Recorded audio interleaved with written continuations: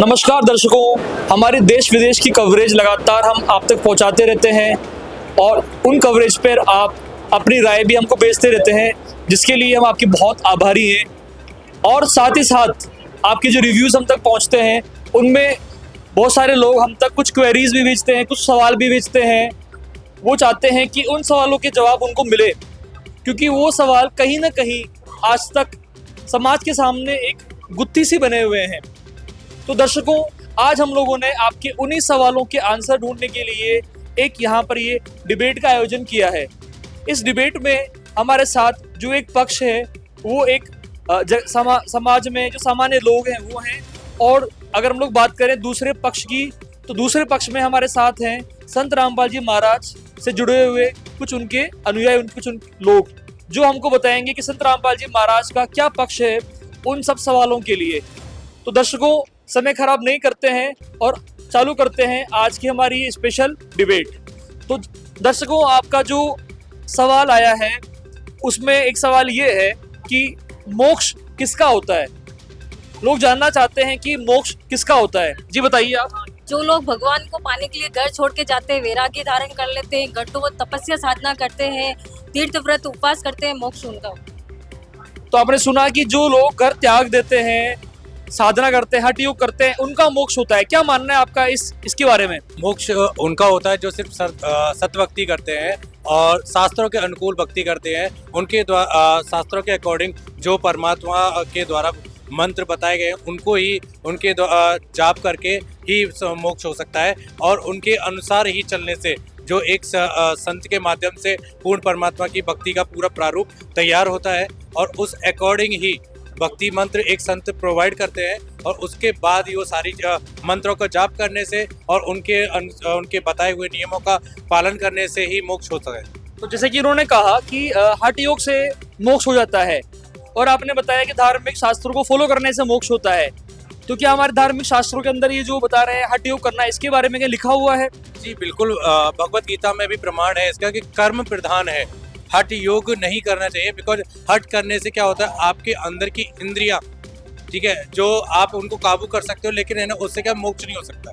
लेकिन जो आपका कर्म है, आप कर्म करते हुए भी आप भक्ति कर रहे हो, क्योंकि वहाँ पे हठ करने लग गए तो वहाँ पे आपके कर्म पूरे खत्म हो गए।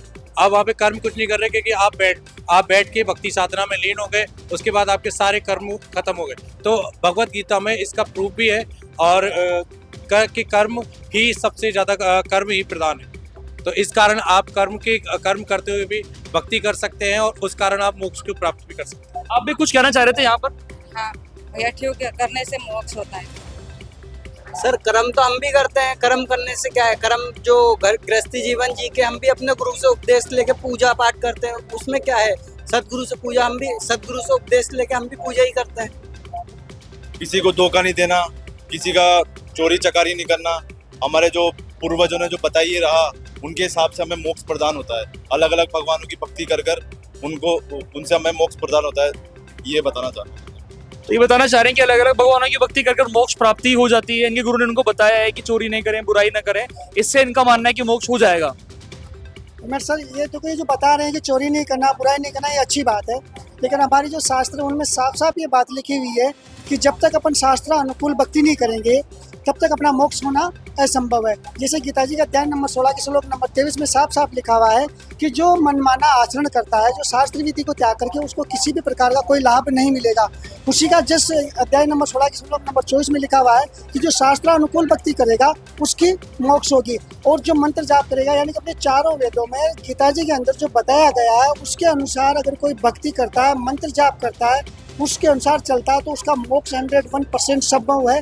जबकि ये जंगल में जाना, साधु बन जाना, या कोई दूसरे प्रकार का कोई हठ योग करना, ये शास्त्र में कहीं लिखा हुआ नहीं है। तो ये सारी चीज़ें असंभव है। शास्त्र अनुकूल भक्ति करने से ही मोक्ष संभव है। जो इस धरती के ऊपर जो वर्तमान में संत रामपाल जी महाराज है, जो तत्वदर्शी संत हैं, जो गीता जी में उनकी जो पहचान भी बताई गई है, उनके द्वारा बताए हुए मार्ग पे चलने के बाद भी ही मोक्ष संभव है। तो दर्शकों, यहाँ पर आपने दोनों पक्षों के विचार जाने। अब हम लोग चलते हैं हमारे सवाल की तरफ। जो हमारा सवाल है वो ये है कि क्या श्रीमन नारायण यानी श्री कृष्ण जी से ऊपर भी कोई परमात्मा है? जी नहीं, श्री कृष्ण जी के ऊपर कोई परमात्मा नहीं है, पूर्ण ब्रह्म वही है। और कोई बोलना चाहेगा उसके ऊपर आप में से? सबसे बड़ा भगवान भोला शंकर है हमारे, शिव जी। कुछ लोगों का मानना है कि वो शिव जी हैं, कुछ लोगों का मानना है कि वो जो है विष्णु जी हैं। गीता जी के 11वें अध्याय के 32वें श्लोक में बताया कि मैं महाकाल हूँ, ठीक है। तो इससे ये सिद्ध होता है पहली बात तो कि कृष्ण भगवान सर्वशक्तिमान नहीं है, कि इससे कृष्ण भगवान से ऊपर शक्ति महाकाल है, ठीक है। अब लोगों को लगता है कि भोले शंकर ही महाकाल है, जिसका प्रमाण गीता जी के 14वें अध्याय के 3रे श्लोक में भी है और 4थे श्लोक में भी है कि है ना, जीव आत्मा को जो प्रकृति तो गर्भ धारण करने वाली माता है और मैं बीज को स्थापित करने वाला पिता हूँ, जो गीता जी के 14वें अध्याय के 3रे श्लोक में। और 4थे श्लोक में बताया है कि प्रकृति रजगुण, सतगुण, तमगुण, ये 3 गुण हैं। ये 3 गुण जीव आत्मा को शरीर में बांधने का काम करते हैं, ठीक है। और प्रकृति इन सब की देवी है, मतलब प्रकृति जो जिसको देवी दुर्गा बोलते हैं वो उनकी माता है और महाकाल उनका पिता है।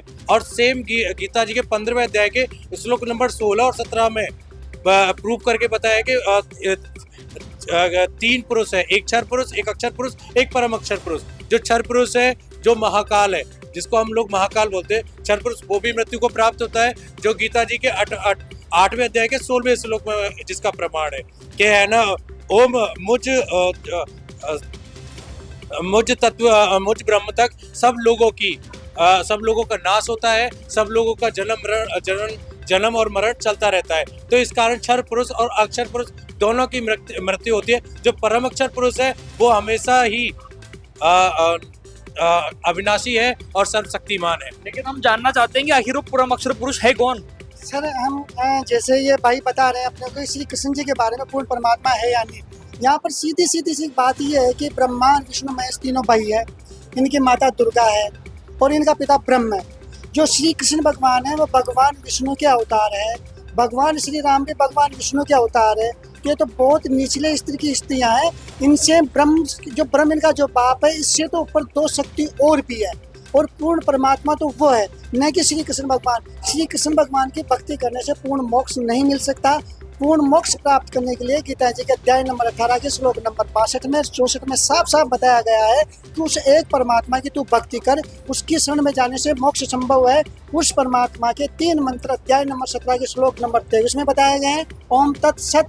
और उस पूर्ण परमात्मा का नाम गीता जी के अध्याय नंबर 8 के श्लोक नंबर 9 में भी बताया गया है कि वो कबीर परमेश्वर है, कबीर देव है।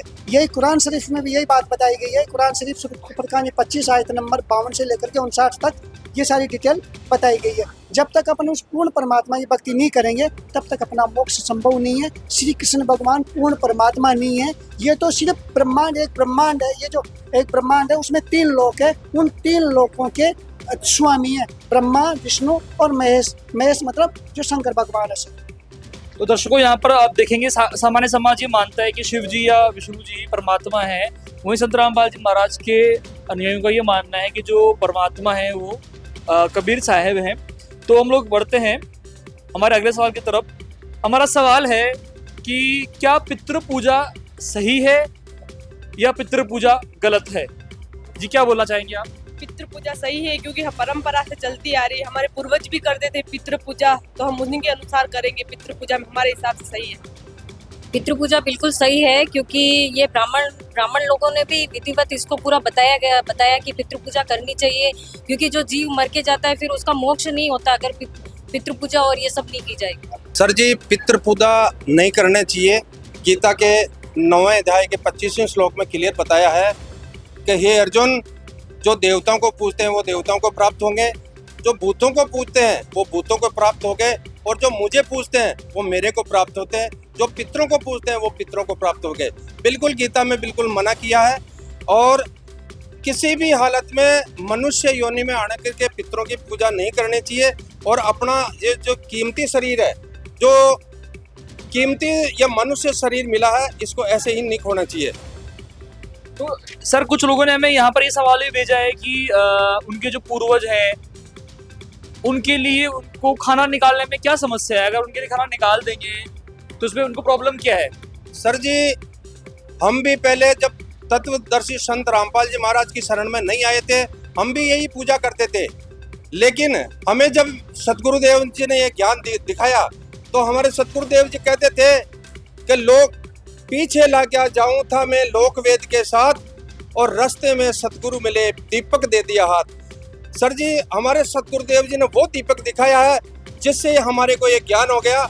और पितृ पूजा जब से हमने छोड़ी है तब से हमारे घर में हर प्रकार के सुख वैभव हो गए हैं सर। जी, तो यहाँ पर आपने जाना कि सामान्य समाज ये मानता है कि पितृ पूजा करना बहुत जरूरी है, लेकिन संत रामपाल जी महाराज के शिष्यों का ये कहना है कि पितृ पूजा बिल्कुल भी नहीं करनी चाहिए। तो अब हमारा जो सवाल है वो ये है कि क्या कृष्ण जी पाप कर्म का नाश कर सकते हैं? क्योंकि हम लोग देखते हैं यूट्यूब आदि पर कि धर्मगुरु हैं, चाहे वो देवकी नंदन जी हों, चाहे वो दूसरे धर्मगुरु, ये बोलते हैं कि कृष्ण जी पाप कर्म का नाश करने में सक्षम है। आपका इसके बारे में क्या विचार है? आप क्या बोलना चाहेंगे इसके बारे में? हाँ, पाप कर्म का विनाश कर सकते हैं श्री कृष्ण जी, शिव जी, ब्रह्मा विष्णु महेश। जी बिल्कुल कर सकते हैं। आप क्या बोलना चाहेंगे इसके अंदर? ये सब व्यर्थ है, क्योंकि है ना, अगर कृष्ण भगवान अगर पाप कर्म काट सकते तो अभिमन्यु उनका भांजा था। महाभारत में अभिमन्यु के चक्रव्यूह के अंदर हत्या कर दी गई, वो पहले ही दिन। तो अगर वो चाहते तो अपनी बहन के लिए, बहन की खुशी के लिए अभिमन्यु को जीवित भी कर सकते हैं अगर वो सर्वशक्तिमान होते तो। और महाभारत के बाद जो उसके साथ अपने पांचों पांडव जिनको किए गए पाप कर्म सता रहे थे, तो उनके पाप कर्मों को भी काट सकते थे, तो जिससे उनके पाप कर्म भी नहीं सताते। लेकिन वो ऐसा नहीं कर पाए क्योंकि वो सर्वशक्तिमान नहीं थे, ना वो पाप कर्म काट सकते, क्योंकि उनकी भी जन्म मृत्यु होती है, वो भी काल लोक में बंधे हुए हैं। सर भगवान ये श्री कृष्ण क्या ब्रह्मा विष्णु महेश, इनके पिताजी सरपुरुष जिसको काल भगवान कहते हैं, काल निरंजन कहते हैं, या माँ दुर्गा, इन तक भी ये भी पाप कर्म नहीं काट सकते, क्योंकि भगवान श्री कृष्ण तो खुद पाप उनको भोगा उन्होंने।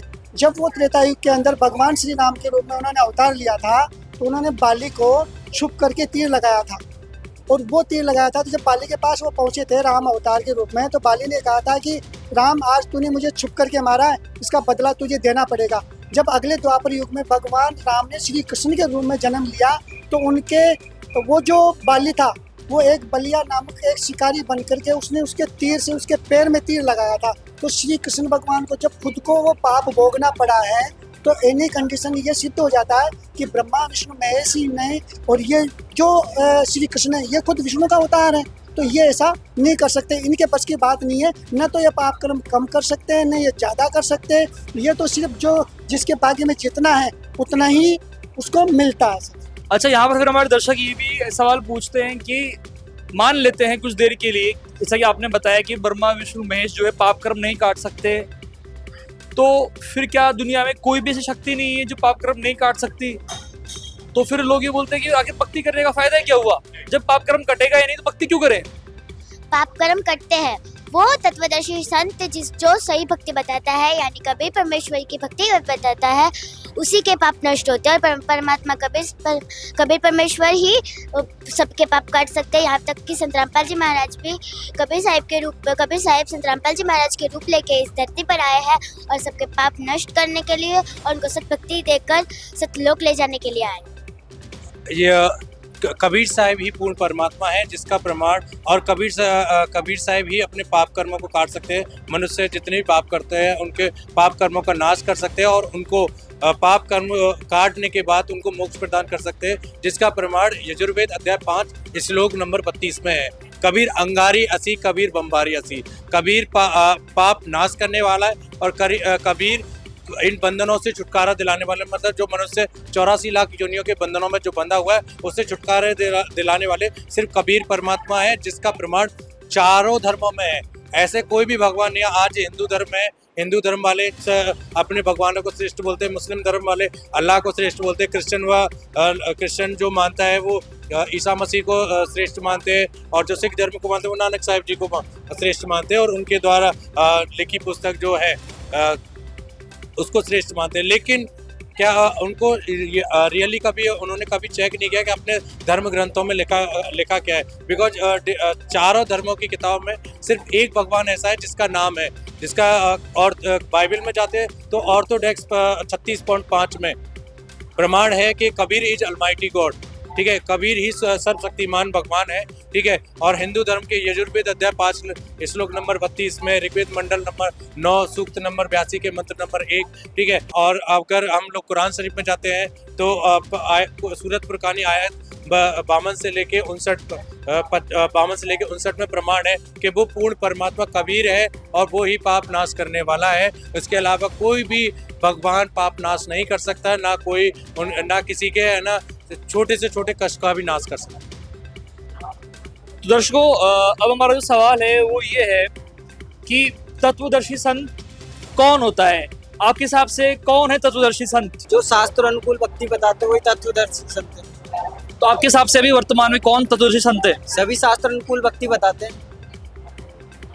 तो यहाँ पर लोगों को मानना है कि सभी संत तो शास्त्र अनुकूल भक्ति बता ही रहे हैं, तो सबके सभी जो भी वर्तमान में संत हैं वो सारे के सारे ही हमारे जो है वो तत्वदर्शी संत है। गीता के 7वें अध्याय के 29वें श्लोक में बताया कि हे अर्जुन, जो जरा और मृत्यु के बारे में जो जान लेता है, अपनी मृत्यु और अपने जन्म के बारे में जो जान लेता, उसकी जो जानकारी देता है वो तत्वदर्शी संत है। इसलिए गीता के 15वें अध्याय के पहले श्लोक से 4थे श्लोक में उसका पूरा विवरण बताया है।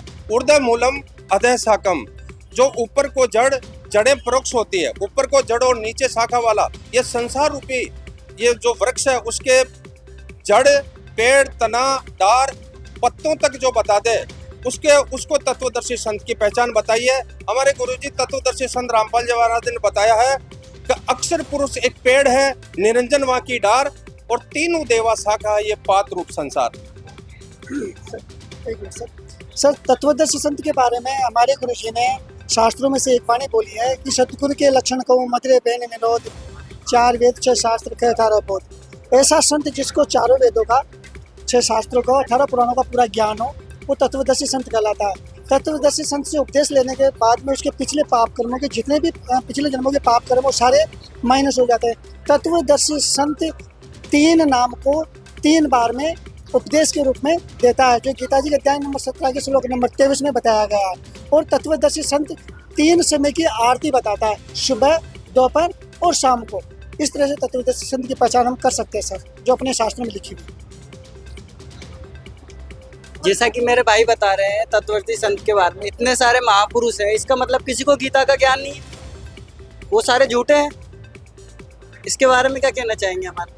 भगवत गीता में बताया गया जो 15वें अध्याय का श्लोक नंबर 1 है, पहली बात तो उसमें बताया गया कि जो कृष्ण भगवान, जैसे जो लोग कृष्ण भगवान जी को भगवान मानते, सर्वशक्तिमान मानते हैं, तो वो ये जानकारी अच्छे से देख ले कि ये संसार उल्टा लटका हुआ पीपल का पेड़ है, जिसकी जड़ें ऊपर की ओर है और तना नीचे की ओर है, और जो इसके सभी विभागों को बताएगा वो तत्वदर्शी संत होगा। और संत रामपाल जी महाराज ने आज सभी के सामने प्रूव करके बताया है कि जड़ कौन भगवान है, तना कौन भगवान है, शाखा कौन है और पत्तियां कौन है। क्योंकि कबीर साहिब की कबीर अक्षर पुरुष एक पेड़ है, निरंजन वाकी डार, तीनों देव शाखा वही पात रूप संसार। मतलब जो जड़ है वो पूर्ण परमात्मा कबीर साहब है, और तना जो अपना अक्षर पुरुष है और उसके अक्षर पुरुष है, और उसके बाद जो शाखा है ब्रह्मा विष्णु महेश, और पात रूप संसार, जिससे इस पूरा संसार में जो अपने मानव जाति और भी जितने जीव जंतु यहाँ पे भ्रमण कर रहे हैं वो सभी पात रूप संसार है। तत्वदर्शी की संत वो पहचान होती है कि जो अलग नाम देता है। यहाँ पर परमात्मा रामपाल जी महाराज 3 नाम देते हैं और अदर गुरु यानी दूसरे गुरु एक नाम देते हैं। पर और गीता जी वेदों में बताया हुआ है कि जो 3 नाम देता है, ओम, तत् और सत, वही पूर्ण तत्वदर्शी संत है।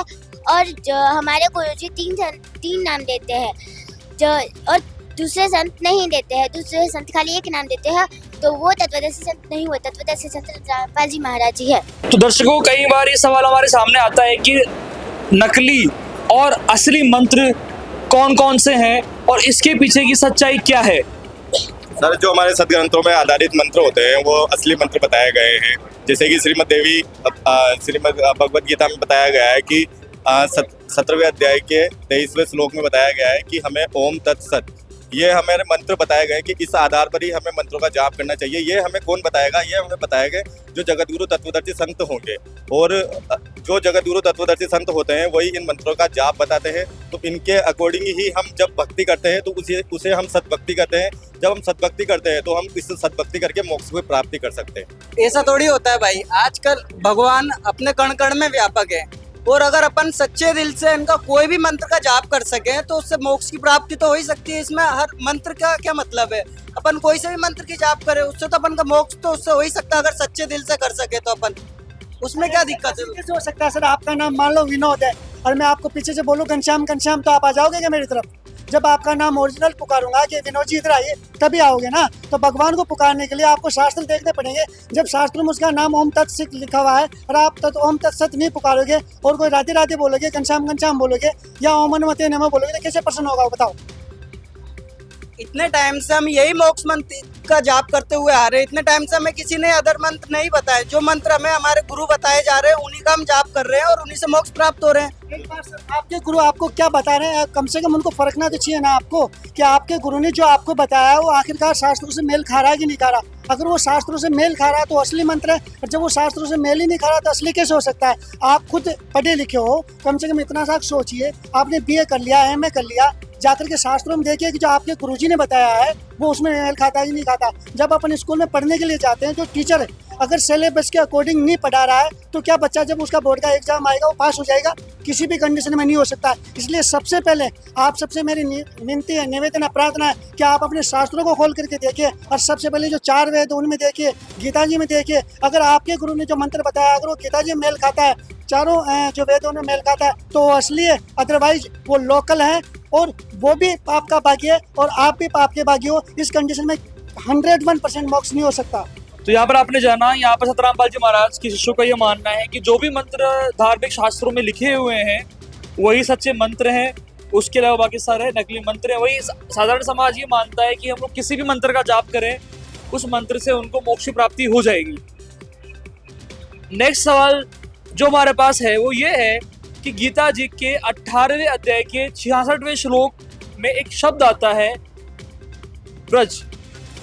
तो आखिर इस व्रज शब्द का क्या मतलब है? सबसे पहले मैं जानना चाहूंगा संत रामपाल जी महाराज से जुड़े हुए लोगों के विचार। मैं बताना चाहूँ, हमारे संत रामपाल जी महाराज जी बताते हैं कि जाना है। व्रज शब्द का अर्थ होता है संस्कृत का अर्थ होता है जाना, जिसमें है ना जिसमें कृष्ण भगवान भगवत गीता में साफ बोल रहे हैं कि तू उस परमेश्वर की शरण में जा जिसकी कृपा से तू सनातन परम धाम को प्राप्त होगा और तुझे पूर्ण मोक्ष प्राप्त होगा। यहाँ पर ये बता रहे हैं कि जाना होता है, इसका मतलब गीता जी तो हमने ही पढ़ी है सर, उसमें ये है गीता जी में कि आप है ना आ जा, उसका अर्थ यूं है आ जा, ना कि जा। क्या उसका मतलब है आना, भगवान अपनी शरण में आने को कह रहे हैं और सभी धर्म गुरुओं ने उसका मतलब आना ही बताया है। हम आज तक यही सुनते आ रहे हैं, वज्र शब्द का अर्थ आना होता है। सर हमारे संत रामपाल जी महाराज ने बिल्कुल क्लियर हिंदी की डिक्शनरी में खोल के बताया है कि गो का मतलब जाना होता है, व्रज का मतलब जाना, प्रस्थान करना। अगर वहाँ हिंदी में बिल्कुल सत्संग में बताया है कि गो का मतलब जाना ही होता है, आना कभी नहीं हो सकता। अगर वो आना बताते हैं तो वो बुद्धि उनकी ठीक नहीं है, वो उनको वापस इस पे मनन करना चाहिए, अध्ययन करना चाहिए। यहाँ पर तो इनका मानना है कि व्रज का मतलब जो है वो जाना है। अब आप क्या बोलना चाहेंगे इस पे? गीता जी में इसका अर्थ यही ले रखा है कि आना, उसमें भी यही लिख रहा है, जो अनुवाद किया हुआ है उसमें आना ही लिख रखा है। यहाँ पर ये बोलना चाहते हैं कि सभी अनुवादकों ने तो मतलब आना ही किया है। नहीं, देखो पहली बात तो कि अगर किसी को अगर इंग्लिश में कम है तो उसका अर्थ आना ही होता है, जाना कभी नहीं होता। और अगर गो है तो उसका अर्थ जाना ही होगा। तो बेसिकली जो संस्कृत शब्दकोश में अगर आप पढ़ेंगे तो ब्रज का अर्थ सिर्फ जाना होता है। आप किसी भी संधि विच्छेद करिए या समास या कोई भी अलंकार कुछ भी यूज करें तो सब उस शब्द का अर्थ ब्रज का अर्थ जाना ही होगा, ना कि आना होगा। दर्शकों सर इसमें भगवान अपनी शरण में आने के लिए बोल रहे हैं अर्जुन को, तो वो जाने के लिए क्यों बोलेंगे? क्योंकि है ना कृष्ण भगवान पूर्ण परमात्मा नहीं है, इस कारण वो जाने के लिए बोल रहे हैं। क्योंकि है ना उनको भी पता है उनकी भी जन्म मृत्यु होती है, वो भी इस 84 लाख योनियों के जाल में फंसे हुए हैं। उनको भी पता है कि पूर्ण परमात्मा कोई और है, ठीक है, जिस कारण वो जाने की बोल रहे हैं। अगर वो पूर्ण परमात्मा होते तो वो डायरेक्ट ही है ना गीता का उपदेश क्यों देते? वो तो डायरेक्टली अपने सारे पाप कर्मों को नाश करके वैसे ही उनको सबको सारे पांडवों को मोक्ष दे देते। तो ऐसे मोक्ष थोड़ी होता है। तो दर्शकों, यहाँ पर आपने जाना व्रत शब्द के बारे में गहन चर्चा। अब हमारा जो अगला सवाल है, जो सवाल हम तक आया है, वो एक बहुत ही एक इम्पोर्टेंट सवाल है और सभी लोग उसका उत्तर जानना चाहते हैं। सवाल ये है कि परमात्मा साकार है या निराकार है? इसका उत्तर अब सब लोग जानना चाहते हैं। इस बार मैं पहले आपसे आपकी राय लूंगा कि आखिर आप भगवान को साकार मानते हैं, निराकार मानते हैं? हम भगवान को निराकार मानते हैं, वो एक ज्योति रूप में है। ये बिल्कुल व्यर्थ बात है, ये बिल्कुल व्यर्थ बात है। भगवान कोई निराकार नहीं है, भगवान साकार है, भगवान नर आकार है, साक्षात सिंहासन पे विराजमान है, एक राजा के तुल्य है। अगर वो साकार, अगर वो निराकार है तो आप कैसे उनकी पूजा कर सकते हैं? कैसे उनको आप स्थापित कर सकते हैं? कैसे उनका आकार बना सकते हैं? अगर मान लो ये बल्ब है, मैंने एक सूरज है, सूरज की रोशनी, आप सूरज का एक आकार आप डिफाइन कर सकते हैं, लेकिन उसकी रोशनी को आप डिफाइन नहीं कर सकते। तो ऐसे ही सूरज। सर जी, ऋग्वेद मंडल नंबर 9 सूक्त 82 का मंत्र 1 में बिल्कुल सही दर्शाया गया है कि वो कबीर देव पूर्ण परमात्मा देखण जोगा है, साकार है। वो सिंहासन पे बैठ करके ऊपर छतर है, सिर पे मुकुट है और असंख्य ब्रह्मांडों का कंट्रोल कमांड करता है वो। और वो देखण जोगा साकार है, मनुष्य जैसे वो दिखाई देता है। परमात्मा साकार है और आप ऐसे बोल रहे हो कि ऐसे तो निराकार है, और पहले बोल रहे थे कि विष्णु जी भगवान है, महेश जी भगवान है, शिव जी भगवान है, तो फिर अब क्यों बोल रहे हो कि आप निराकार है? ये प्रमाण बता सकते हैं कि किसने देखा है परमात्मा? ये बोलना चाहते हैं कि अगर आप बोलते हैं कि भगवान साकार है, तो फिर तो कोई ना कोई ऐसा व्यक्ति भी होना चाहिए जिसने कभी भगवान को देखा हो।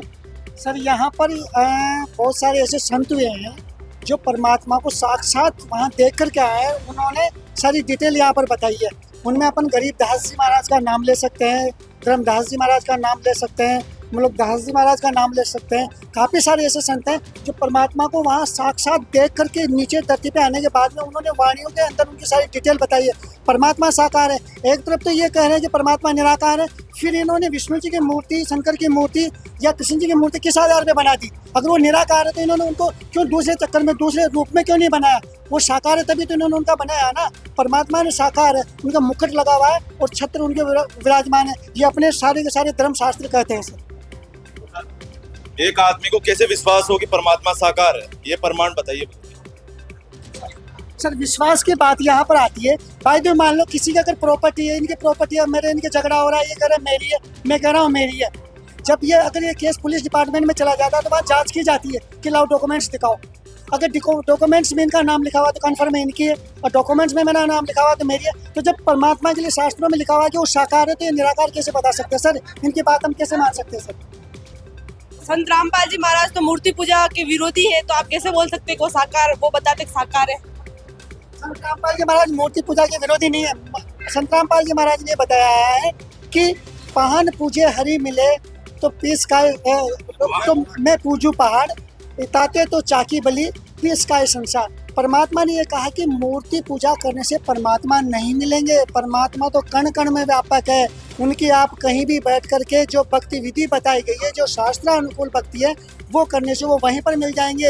ये पत्थर के पास जाने से, चढ़ावा चढ़ाने से, सारा सिस्टम करने से परमात्मा नहीं मिल सकते। ये तो इन लोगों का जो है, ये जो भाई हमारे भाई हैं, ये पढ़े लिखे होकर के भी इन्होंने ग्रंथ नहीं देखा, और ये जो इनके धर्म गुरु इनको जो बताए जा रहे हैं, उन पर अंधविश्वास करके आज हमारे सामने खड़े। जब ये अपने धर्म ग्रंथ देखेंगे तो उनमें जाने के बाद में इनकी भी आंखें खुल जाएगी, ये भी मानेंगे कि परमात्मा साकार है। तो यहाँ पर आपने जाना कि भगवान साकार है या भगवान निराकार है, उसमें सामान्य विचार क्या है, संत रामपाल जी महाराज के अनुयायी क्या मानते हैं। अब हमारा यहाँ पर एक सवाल ये है कि क्या ब्रह्मा जी, विष्णु जी और शिव जी अजर अमर हैं? क्या वे जन्म मृत्यु के चक्र से बचे हुए हैं? इस बार मैं सबसे पहला मौका दूंगा संत रामपाल जी महाराज से के अनुयायियों को कि वे बताएं कि क्या मानते हैं वो इस सवाल के बारे में। सर हमारे श्रीमद् देवी भागवत पुराण में ये प्रमाण बताया गया है कि रजगुण ब्रह्मा, तमगुण शिव जी और सद्गुण विष्णु जी के वो उनका जन्म मृत्यु होते हैं, अर्थात उनका आविर्भाव भी होता है और तिरोभाव भी होता है। उनकी मृत्यु भी होती है, उनका जन्म भी होता है। तो वो अविनाशी किस प्रकार हो सकते हैं? जब हमारे सदग्रंथों में बताया गया है तो वो अविनाशी नहीं है, वो पूर्ण परमात्मा नहीं है। शंकर जी तो अजर और अमर है, महामृत्युंजय हैं, उनका कैसे काल आ सकता है?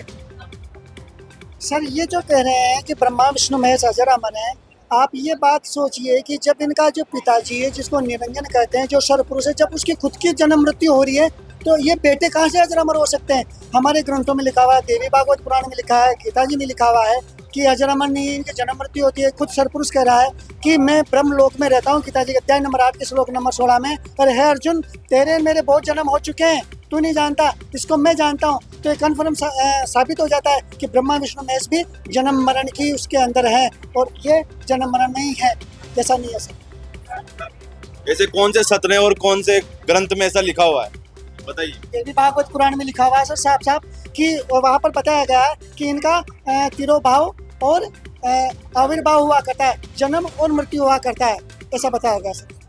ब्रह्मा विष्णु महेश की तो मृत्यु होती ही नहीं है, क्योंकि ये तो भगवान है और भगवान की तो मृत्यु होती ही नहीं है, वो तो अजर अमर होते हैं।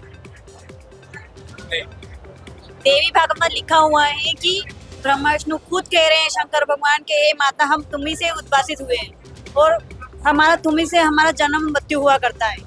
तो ये साफ साफ देवी भागवत में लिखा हुआ है कि वो खुद कह रहे हैं उनके मुंह से कि हमारा जन्म और मृत्यु होता है, तो वो अविनाशी नहीं है, वो नाशवान। हम लोग देख रहे हैं कि सोशल मीडिया में आपके द्वारा लगातार ट्रेंड किया जा रहा है, आप लगातार बता रहे हैं हिंदू भाई समझो, हिंदू भाई सावधान, हिंदू भाई धोखे में। तो जरा हमारे दर्शकों को बताइए कि आखिर कैसे जो आप बोलना चाह रहे हैं कि जो हिंदू हैं वो धोखे में है, क्या कहानी है इसके पीछे की? सर आज का युवा, जितना भी युवा पीढ़ियाँ सब पढ़ी लिखी है, आज अनपढ़ कोई भी नहीं है। तो हम ये बता रहे हैं कि हिंदू भाई धोखे में। धोखे का सीधा सीधा कारण ये है कि हमारे धर्म ग्रंथों में जो पूजा विधि बताई गई है, जो मंत्र जाप बताया गया है, हमारा पूरा का पूरा हिंदू समाज उसके अकॉर्डिंग पूजा विधि नहीं अपना रहा है। अपने इनके जो पिछले जो धर्म गुरु हैं, जो वो मुख जबान से अपने मन मुखी आसन से जो इनको विधि बता रहे हैं, उससे इनका मोक्ष होने वाला नहीं है। और हमने जो गुरुजी हमारे संत रामपाल जी महाराज हैं, उन्होंने जो सारी चीज़ें बताई है वो हमने मिलान करके देखा है, सारे शास्त्र खोल के देखा है, तो हमें ये चीज़ लगी है कि पहले हम भी धोखे नहीं थे, हमारे साथ भी धोखा किया जा रहा था, लेकिन अब हम समझ चुके हैं। तो हम बाकी जो हमारे हिंदू भाई हैं या धरती पे जितने मनुष्य हैं, हम उनको जगाना चाहते हैं, उनको ये कहना चाहते हैं कि आज आप पढ़े लिखे हो, कम से कम अपने ग्रंथ देखिए, ग्रंथों में जो विधि लिखी हुई है, जो बात लिखी हुई है, जो मंत्र लिखा हुआ है, उसका अनुसरण करके मोक्ष करवाइए। अगर इस जन्म में मोक्ष नहीं हुआ तो अगले जन्म में अपन फिर 184 के अंदर चले जाएंगे। तो इस वजह से ये धोखे में ही है और 101% है। आप इनसे पूछ के देख लो, इनको कुछ पता ही नहीं है, तो धोखा इनके साथ हो ही रहा सर। तो हम चाहते हैं जाग जाएं उससे और परमात्मा की भक्ति करके अपना सतलोक जो धाम है वहाँ पहुँचे सर। आप जो है आप हिंदू भाइयों को क्यों जगाना चाहते हो? आप क्यों उनको बोल रहे हैं कि वो धोखे में है? क्या चाहते हैं आप उनसे? अगर वो जाग जाएंगे तो क्या होगा? पहली बात तो मैं आपको ये बताना चाहता हूँ कि हिंदू भाइयों को कि मैं भी एक ब्राह्मण वर्ण से हूँ और आज संत रामपाल जी महाराज का शिष्य हूँ, क्योंकि है ना वेद शास्त्रों का ज्ञान होना बहुत ज़रूरी है आज के टाइम पे। और हिंदू भाई हो या मुस्लिम भाई हो, सभी हम सब लोग एक ही परमात्मा की संतान हैं और हमारा सभी का मोटिव यही है कि सभी उस परमात्मा की शरण में जाए, जहाँ पर जाने के बाद इंसान को ना कभी दुख प्राप्त होगा, ना कभी कोई भी पीड़ा होगी, ना और सब सुखी रहेंगे और हमेशा है ना जवान रहेंगे। तो आप सभी शास्त्रों को पढ़ें और आप भी हमारे द्वारा जो सुख संत रामपाल जी महाराज द्वारा हमें दिए जा रहे हैं या फिर उनकी भक्ति के द्वारा जो हमें प्राप्त हो रहे हैं और जो दुख हम लोग समाज में देख रहे हैं, उन दुखों से छुटकारा इन सभी को मिले। और हम लोग भी यही चाहते हैं कि ये सब लोग भी संत रामपाल जी महाराज की शरण में आए और शास्त्रों के अनुकूल भक्ति करें और परमात्मा के जो निज धाम है सतलोक, वहाँ पे जाए और अपने शरीर को हमेशा हमेशा के लिए अविनाशी बनाए। तो दर्शकों, हमें उम्मीद है कि आपके द्वारा जो सवाल भेजे गए थे उन सवालों का उत्तर आपको मिल गया होगा। अब निर्णय आपको लेना है कि आप कौन से पक्ष को सही मानते हैं और किस पद्धति को आप फॉलो करेंगे। हम आप तक आगे भी ऐसे ही डिबेट्स पहुंचाते रहेंगे। धन्यवाद।